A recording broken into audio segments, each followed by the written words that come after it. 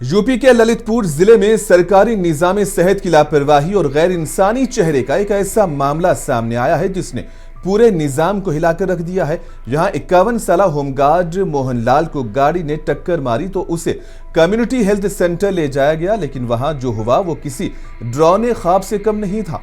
Duty पर मौजूद doctor वंश गोपाल गुप्ता अपने कमरे में जेरे जामा और बनियान पहने शराब के नशे में धुत पड़ा था और मोबाइल पर गेम खेल रहा था, लेकिन मरीज के इलाज के लिए वो बाहर नहीं आया, जबकि ज्यादा खून बहने से मरीज की मौत का उसके घर वालों ने उस पर इल्जाम लगाते हुए हंगामा किया। इस संगीन मामले के बारे में ललितपुर के सीएमओ ने कहा कि पूरे मामले में एक कमेटी तश्कील दी जाएगी और जांच का हुक्म दिया जाएगा।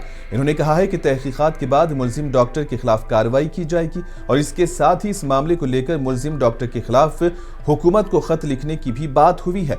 महकमे सेहत की यह गफलत न सिर्फ इंसानियत को शर्मसार करती है बल्कि सरकारी अस्पतालों के तर्ज अमल पर भी संगीन सवालात उठाते हैं। क्या नाम आपको? हाँ? नहीं मालूम नाम क्या है? नहीं मालूम। नाम मालूम नहीं है? मरीज खत्म होगा ये?